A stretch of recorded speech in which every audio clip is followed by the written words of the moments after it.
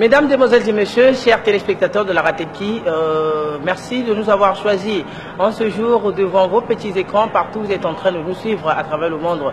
Notre souci, c'est ça, et notre devoir, c'est vous informer partout où vous êtes. Et comme vous le savez, le 10 septembre 1921, au sein de l'Is Kimangis, pourquoi pas aussi en République démocratique du Congo, c'est un jour très capital. C'est un jour qui a une histoire très grandiose. Et comme vous le savez, donc, Papa Simon Kimbangu, il a commencé son ministère divin le 6 avril 1921 en Kamba, où il a ressuscité des morts, il a fait voir les aveugles, il a fait marcher les paralytiques. Et bref, donc, le 6 juin 1921, le pouvoir colonial belge va devoir décider de pouvoir arrêter le ministère divin de Papa Simon Kimbangu. C'est donc le 6 avril, le 6 juin, vous voulez dire, c'est donc le 6 juin 1921, le pouvoir colonial belge va devoir chercher à arrêter le ministère de Papa Simon Kimbangu. Mais hélas, parce que cela n'a pas été la volonté de Dieu, donc Papa Simon Kimbangu va devoir se réfugier à Mandansanda, où il va passer 5 mois de son ministère pour continuer, bien sûr. Et dans ce plateau, donc, nous allons parler du message prophétique de Papa Simon Kimbangu. C'est donc le message du 10 septembre 1921. Mais je vous présente dans ce plateau, je suis accompagné de Papa John. Papa John, bonjour. Bonjour. Papa John, vous êtes analyste, documentariste, vous êtes aussi professeur, consultant. Bien sûr que oui, Papa John. Papa John, la fois dernière, vous étiez en Kamba. C'était en quel mois que vous êtes rendu en Kamba? Parce que la fois dernière, on s'était rencontrés en Kamba, encore à Kinshasa. Apparemment, je suis un peu perdant là. Non, j'étais là lors de la célébration du centenaire. L'année passée, on était ensemble pendant près de 5 mois, en 2013. Et le 12 février, je me suis encore rendu Kamba dans le cadre toujours de mes services, mais aussi pour participer à la grande fête du centenaire de Tata Kisoloke. J'aurais appris que vous avez aussi tourné un documentaire en Kamba pendant cette période, parce que c'était d'abord une période que vous devrez profiter, parce que c'était la fête du centenaire et autres. Je ne sais pas si est-ce que cela a été fait. Oui, en fait, on a travaillé sur 2 documentaires jusque-là. Donc on a travaillé sur Jérusalem et sa nation, qui est bien sûr en chantier au niveau de l'Europe, bien qu'il ait aussi diffusé ces jours-ci à la Ratetki. Et puis sur un deuxième documentaire, le documentaire sur Tata Kisoloke Lukelo. Donc ce documentaire-là est véritablement en chantier parce que ce n'est pas encore terminé. Il reste une très grande partie en fait, pour compléter le documentaire. C'est dans ces cadres-là que je me suis rendu. Je me suis rendu en Kamba pour voir comment est-ce qu'on pouvait projeter la première partie du documentaire de manière à participer dans cette grande fête qui est la fête du centenaire des Tata Kisoloke Lukelo. Donc, mesdames, demoiselles et messieurs, à ma droite, c'est donc à la gauche de Papa John. Je suis accompagné, mon invité du jour encore, c'est Papa Godefroy Madzou. Bonjour, Monsieur Godefroy Madzou. Godefroy Madzoumou. Voilà. Donc, je disais à ma gauche, donc à ma droite plutôt, à ma droite et à la gauche de Papa John, c'est donc Monsieur Madzoumou Godefroy. Bonjour, Monsieur Madzoumou. Bonjour, je dirais plutôt Godidiakongo parce que le nom de travail pour lequel je travaille c'est plutôt Godidiakongo. Et pourquoi on vous appelle Godidiakongo? Vous savez, on vient sur terre physiquement par les parents géniteurs, comme a fait par le passé Abraham qui est devenu Abraham. Moi j'ai connu une nouvelle naissance où Papa Simon Kimbangu est venu me donner un nouveau nom qui a dit Gueye Diakongo. Voilà mon qualificatif. Mon prénom naturel donc c'est Godefroy qui veut dire la paix de Dieu ou Dieu de paix. Madzoumou qui était le nom de mon père, génital. Mais finalement Papa Dengenda me l'a décortiqué en disant simplement que vous êtes messager africain divinement zélé pour l'officialisation de l'union matérielle de l'ordre universel. Donc c'est un acronyme. Et finalement mon nom de travail donc c'est Godidiakongo. D'accord. Qui vient de God, Godi qui vient de Godefroy, God Et le Y, j'aime un peu le thème Y, j'aime le dire en anglais, c'est-à-dire why, God why, il y a Congo. Donc double culture occidentale et africaine. Merci beaucoup. Et donc, dans cette émission toujours, je suis donc accompagné de mon confrère, Papa Ndala. Papa Ndala, bonjour. Oui, salut. Vous êtes animateur de la Ratelki, vous êtes présentateur de l'émission Mémoire d'un témoin, qui fait d'ailleurs succès au sein de la Ratelki. Et vous êtes également membre du ZTK, vous êtes acteur. Oui. Je voulais dire également merci à tous nos téléspectateurs qui nous suivent en ce moment et qu'il me soit permis avant toute chose de rendre grâce à notre Dieu, car grâce à lui cette occasion nous est donnée pour nous retrouver dans ce beau cadre de l'amphithéâtre. Oui, de l'amphithéâtre, ici au centre d'accueil Kimbangiste. Et j'espère que cette émission pourrait apporter quelque chose de plus pour tous ceux qui vont nous suivre sur tout ce que Papa Simon Kimbangu a fait, tout ce qu'ils connaissent de Papa Simon Kimbangu. En fait, je suis du groupe théâtral Kimbangiste, les GTK, où j'évolue aujourd'hui, je peux dire, plus de 20 ans. Et je suis encadré technique, ceux qui font le théâtre, je crois qu'ils se retrouvent quand je dis ça, donc un peu c'est ça, c'est ce que je fais dans le groupe théâtral Kimbangiste. Voilà donc, tel que je disais, mesdames, demoiselles et messieurs, nous allons devoir parler sur le 10 septembre. En fait, c'est quoi le 10 septembre? L'histoire du 10 septembre, comme je venais donc le dire, cette histoire a d'abord commencé le 6 juin. Le 6 juin, le pouvoir colonial belge va devoir chercher à arrêter ou à mettre fin sur le ministère divin de Simon Kimbangu. Il a ressuscité des morts, il a fait voir les aveugles et autres. Alors, un matin ou avant tout cela, Papa Simon Kimbangu, sur cette colline de Nkamba, au moment où les soldats sont arrivés, ils ont envahi la cité de Nkamba, cette colline. À l'époque, il y avait juste 7 maisons, je vous dis. Mais là-bas, il a eu des pillages, il y a eu vraiment des choses terribles. Alors, on aurait dit encore qu'il y a eu encore l'apparition des anges. Alors l'apparition des anges, Papa Simon Kimbangu qui était même enchaîné sur un arbre, et l'ange va devoir apparaître là-bas pour le sauver, et c'est pour le ramener de l'autre côté de la montagne. Alors pour ceux qui connaissent bien la colline, c'est de Nkamba, donc c'est donc la colline d'en face, c'est la colline de Ngombe-Ginsuka. Il va devoir, c'est entre la colline, entre le chemin qui va vers Kendolo et le chemin qui va vers le village de Kimbonza. Alors, et là-bas, il va se retrouver quelques minutes après, il va se retrouver avec sa famille, donc ses 3 enfants et sa femme, maman Marimou Lukawang, il va se retrouver à 15 km. Donc là, nous sommes au village de Tadi. Alors c'est là qu'il va devoir laisser sa famille pour que sa famille puisse se retrouver en fait en paix. Mais Papa John, pourquoi Papa Simon Kimbangu, il a d'abord voulu cacher sa famille et ensuite se réfugier en Banzansana? Bon, je dirais que il faut comprendre que la famille représente tout un investissement.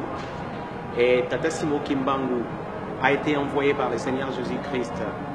Lui-même, il a été porteur d'un message, en fait, un message à travers ses 3 fils. Donc, chaque fils de Tata Simon Kimbangu représentant un message, représentant un programme. Tata Simon Kimbangu ne devrait que cacher ses enfants, cacher sa famille, parce que chaque membre de sa famille devrait être acteur dans un programme précis, concourant si vous voulez, au salut du peuple noir. Je vous le dis, donc, si il n'avait pas fait cela, peut-être que nous n'aurions pas ce que nous avons aujourd'hui. Tout le bien communautaire que nous avons aujourd'hui, que ce soit l'église kimbanguiste ou les biens que nous avons reçus par la voie de l'église kimbanguiste, notamment, ou bien par l'action telle que engagée, lancée par Tata Simon Kimbangu à travers sa progéniture ou bien à travers ses enfants, notamment les indépendances des pays africains, notamment toutes ces belles réalisations et le processus s'inscrivant dans le cadre du programme salvateur de l'humanité. Tata Simon Kimbangu devrait donc cacher ses enfants pour que nous ayons, d'accord, tout ce que nous avons aujourd'hui. Parce que ces enfants contribuaient, participaient, étaient au fait de messagers, acteurs dans le programme du salut de l'humanité. Voilà, dans le programme du salut de l'humanité, mais mesdames, demoiselles et messieurs, on suit d'abord cet élément. L'indépendance du Congo intervient le 30 juin 1960, 16 ans après la prophétie faite par Tata Simon Kimbangu en 1944. Mais le 10 septembre 1921, il décrivait déjà les causes des conflits armés qui allaient se succéder au cours des années qui suivraient les indépendances africaines.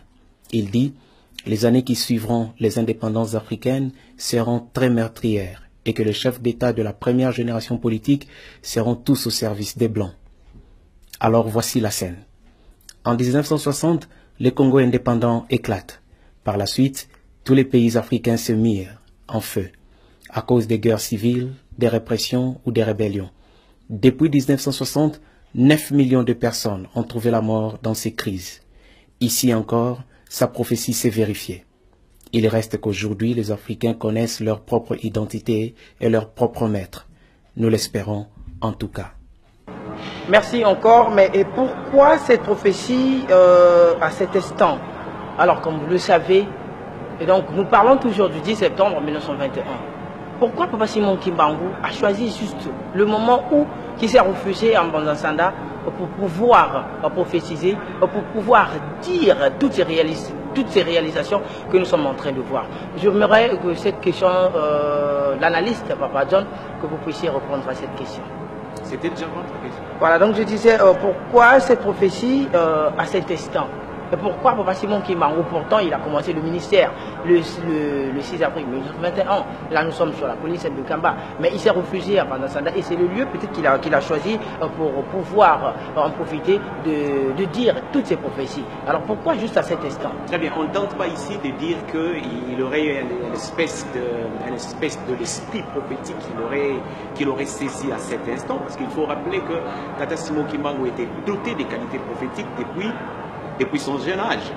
Ici, je veux dire que prenez par exemple, lorsqu'il revient de la huilerie du Congo belge, il se rencontre avec Fonfou. Il dit à Fonfou, toi, puisque tu as arraché mon poisson fumé, tout ce que tu mangeras ne sera que ces poissons fumés.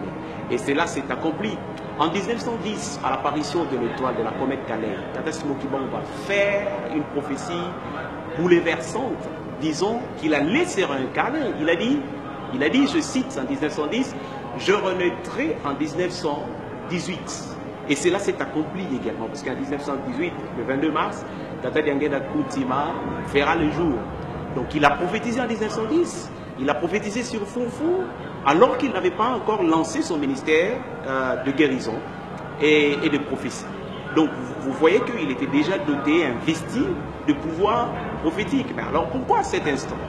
Pourquoi le 10 septembre 1921? Vous l'avez dit ici en annonçant votre émission qu'il y a eu le RAF du 6 juin 1921. L'autorité coloniale a essayé de lui imposer le silence. L'autorité coloniale, le pouvoir colonial a essayé d'arrêter son programme, d'arrêter le ministère.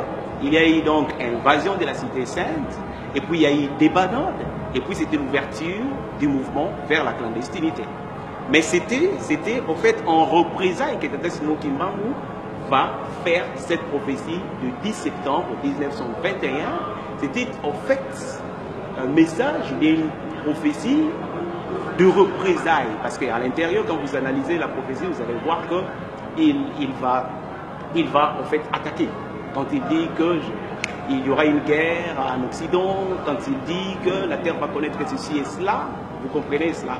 Donc, bien que déjà doté de ce pouvoir, de ses qualités prophétiques, puisque l'autorité coloniale belge l'a fait attaquer, et donc lui il répond en représailles, il fait cette prophétie, et à partir de cet instant, les années qui vont suivre, notamment à 1940, 1945, lors de la Deuxième Guerre mondiale, tout ce qui va suivre sera décisif pour la libération des Africains, plus particulièrement du Congo. Alors, et puisqu'il s'agit du 10 septembre, alors il faudrait donc le noter, c'était donc un matin, un samedi 10 septembre 1921, avec un visage grave. Papa Simon Kimbangu fit une dernière prédication pleine de prophéties. Et dans cette assemblée, donc je venais donc de citer les témoins oculaires qui ont assisté à ce culte matinal. Alors, mais quel est le contenu de cette prophétie? Parce qu'aujourd'hui, dans l'opinion, Papa Simon Kimbangu, il est considéré comme un prophète, mais pourtant, la même opinion ignore la prophétie de Papa Simon Kimbangu et certains ignorent qu'est-ce qu'il a fait et qu'est-ce qui est en train de se réaliser. Alors Papa Godi, je vous ai vu avec le contenu de la prophétie. S'il y a lieu de nous faire la lecture et puis on va enchaîner. Oui, merci Papa qui est là. Je remercie tout le monde qui nous suivent. Ici, je veux faire référence à un document. Pour ceux qui nous suivent, où est-ce qu'ils pourront le trouver? Le document s'appelle le Kimbanguisme. Le Kimbanguisme qui est un document où les chercheurs sont retrouvés à Paris, en Ile-de-France particulièrement. Ils ont particulièrement un révérend pasteur Bandouzi qui a compilé les informations que les différents chercheurs ont fait. Et à l'intérieur, il a écrit ce livre. Et dans ce livre est chapitré, ou bien il y a différents livres en fait dans ce document. Et dans ce livre, particulièrement le livre du ministère, au chapitre 33, le livre 4 du ministère, chapitre 33, et ça va du premier verset jusqu'au 36e. Donc si vous permettez, on va être un peu patient pour essayer de suivre cela. Donc je vais lire cela au nom de, moi j'ai toujours dit, je les qualifie, je les connais, la Trinité. Donc Papa Kisolokele, le Père, Papa Dialungana, le Fils, et Papa Dianginda, le Saint-Esprit, n'est-ce pas? On appelle ça le Papa Simon Kimbangu aujourd'hui. Donc ce fut, avant son départ de Mandansanda, ce matin du samedi 10 septembre 1921, le visage grave, Papa Simon Kimbangu fit une dernière prédication pleine de prophéties. Là je passe au verset 2. Dans cette assemblée se trouvait aussi Papa Charles Daniel Kisolokele. D'ailleurs, qui nous célébrons aujourd'hui le centenaire de sa naissance. On ira à la semaine d'ici là, à Bukama également.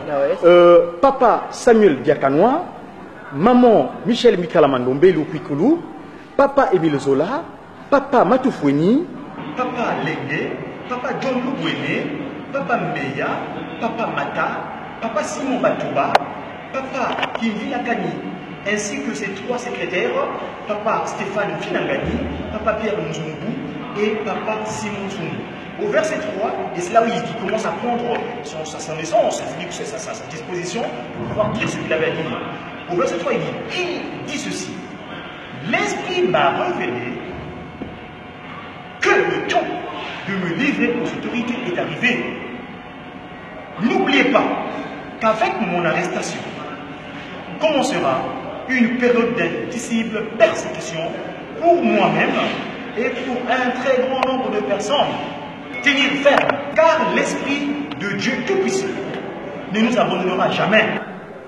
Il n'a jamais abandonné quiconque se confie en lui. Au verset 4. Les autorités gouvernementales vont imposer à ma personne physique un très long silence. Mais elles ne parviendront jamais à détruire l'œuvre que j'ai accomplie, car elle vient de notre Dieu. 5.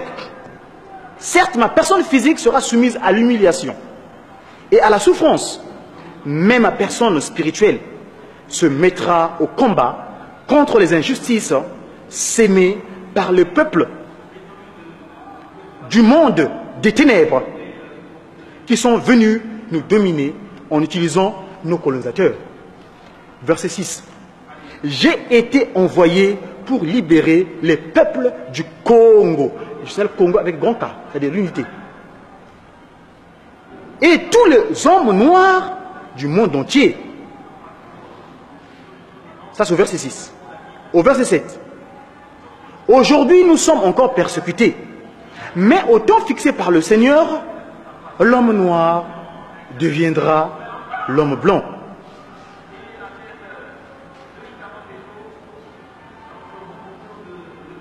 Car les fondements spirituels et moraux, tels que nous les connaissons aujourd'hui, seront profondément ébranlés. Verset 8. Sur notre terre, nous assumerons les fonctions de ceux qui nous dominent aujourd'hui. Et nous serons les maîtres chez nous comme ils sont chez eux. Et bien finalement, ils seront contraints à se soumettre à nos décisions. Verset 9. Le 9. Le Congo sera libre. L'Afrique aussi. Les décennies qui suivront l'évolution de l'Afrique seront terribles et atroces. Car les premiers gouvernants de l'Afrique libre travailleront au bénéfice des Occidentaux. Verset 10. Un grand désordre spirituel et matériel s'installera. Les gouvernants de l'Afrique entreront sur les conseils, donc sous les conseils des Occidentaux, leurs populations respectives, dans des guerres meurtrières. Ils s'entretueront. Eh bien, la misère s'installera. Ça nous concerne au verset 11, moi qui viens de l'Occident.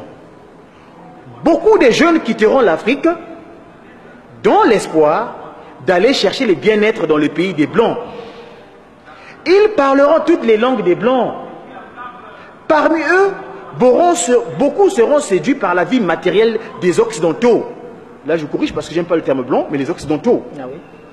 Ils défendront leur proie. Il y aura une grande mortalité parmi eux, et certains n'auront plus leurs parents. 12. Il faudra une longue période pour que l'homme noir acquiert sa maturité spirituelle. Celle-ci lui permettra d'acquérir son indépendance matérielle. Alors, s'accomplira la troisième étape. Verset 13. Eh bien, dans cette troisième étape, naîtra un grand roi divin. Vous me permettez de faire une pause là-dessus. Roi, c'est-à-dire, il remettra l'ordre à l'intérieur. R-O-I, roi, divin. Remettre de l'ordre intérieur. Il viendra avec ses trois pouvoirs. Le pouvoir spirituel, Kimpeve. Le pouvoir scientifique, le Gizaï, Andombe. Et le pouvoir politique, Yamayadi. 14. Il sera, je serai moi-même le représentant de ce roi. J'ôterai l'humiliation que l'on a toujours infligée aux hommes noirs depuis les temps les plus reculés. Car de toutes les races sur la terre, aucune n'a été autant maltraitée et humiliée que la race noire. Au 15e verset, il dit ceci. En dépit des persécutions que l'occupant nous fait subir, nous avons l'obligation de l'aimer, de ne pas le haïr, car cela serait contraire à l'évangile. Je dis bien évangile, car évangile veut dire bonne nouvelle. Celui qui donne une bonne nouvelle, il doit avoir la haine, il doit avoir aimé son prochain. 16. Continuez à lire la Bible, car à travers ces écrits, vous arriverez à discerner les actes de ceux qui sont venus vous apporter ce livre. Méditez sur ces écrits et les principes moraux qu'il renferme. Il faut qu'un voleur soit saisi avec l'objet qu'il a volé. Ça, c'était le verset 16. Il faut qu'un voleur soit saisi avec l'objet qu'il a volé. Au verset 17. Je ne vous laisse rien d'autre que cette Bible. Lisez-la fréquemment,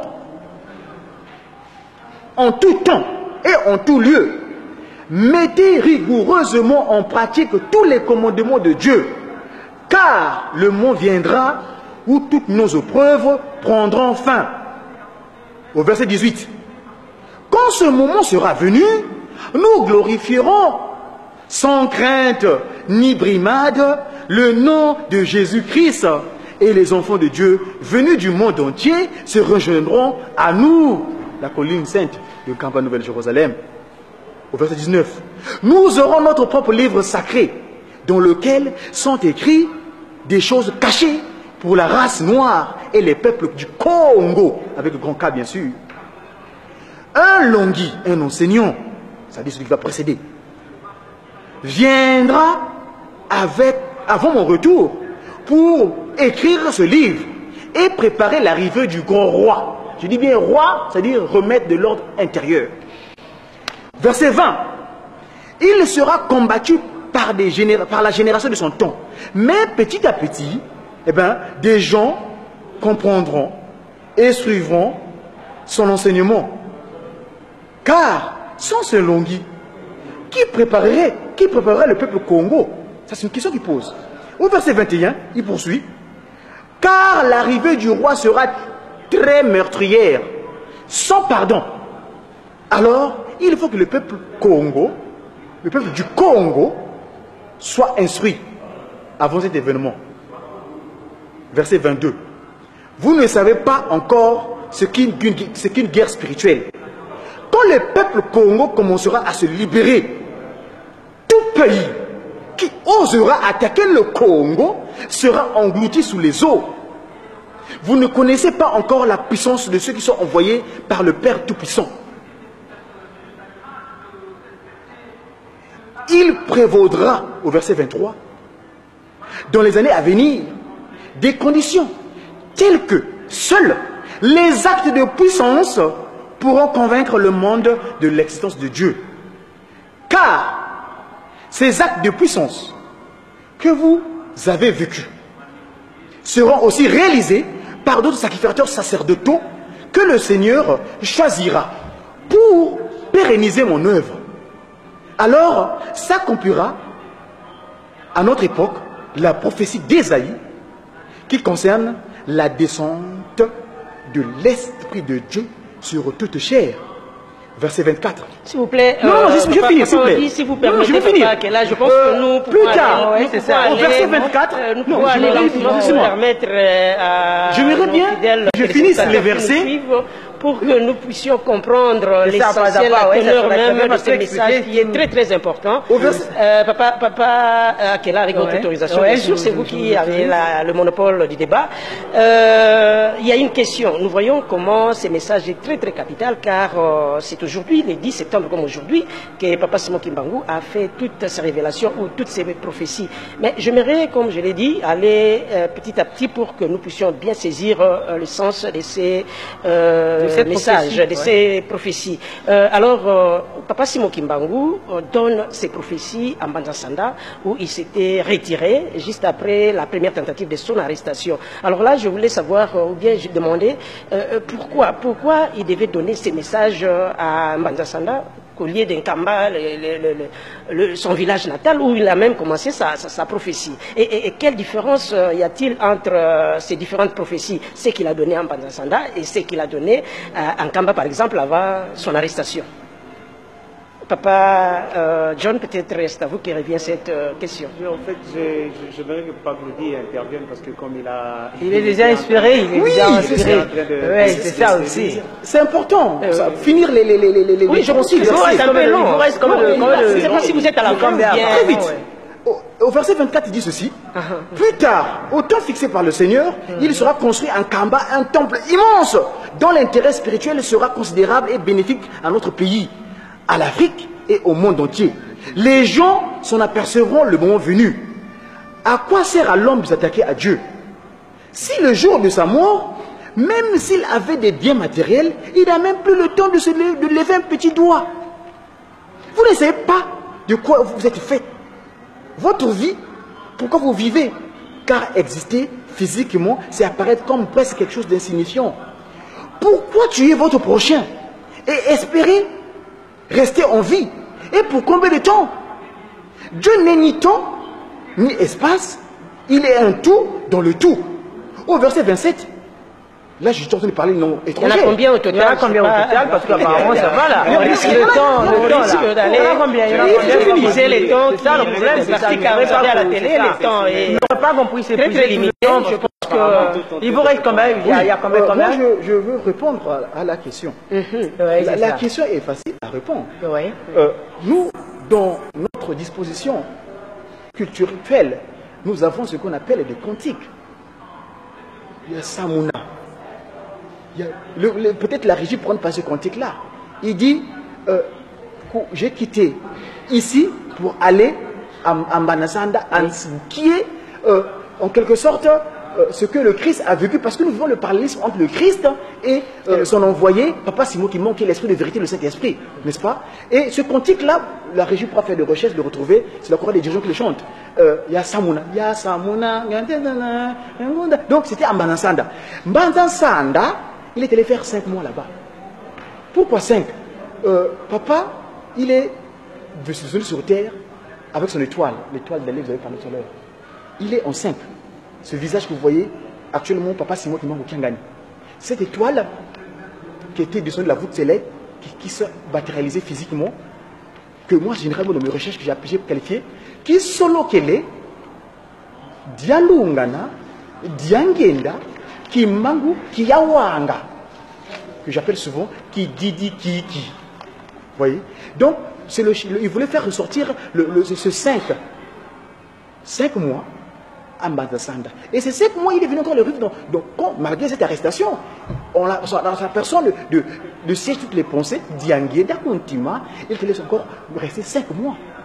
Donc, les 5 mois, il faut décortiquer. 5 mois. Vous voyez seulement le mot mois? Non, le mois, les 5 en mois. N'est-ce pas?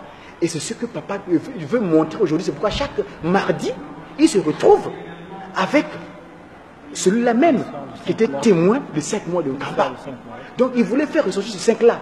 Mais dans le cantique que j'ai donné, vous verrez comment il fait ce parallélisme. La croix du jeune chante. Je crois que papa, nous les chercheurs, nous avons l'obligation de décortiquer les cantiques de Monguis, les traduire, le montrer à la population à travers le monde entier, ce qui est caché dans ce ministère. Vous voyez? Donc voilà, je ne sais pas si j'ai répondu, parce qu'il voulait faire sortir quelque chose.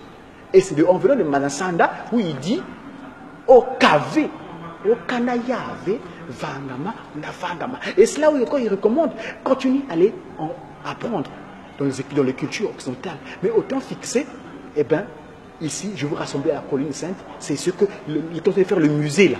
Hein, l'a recommandé.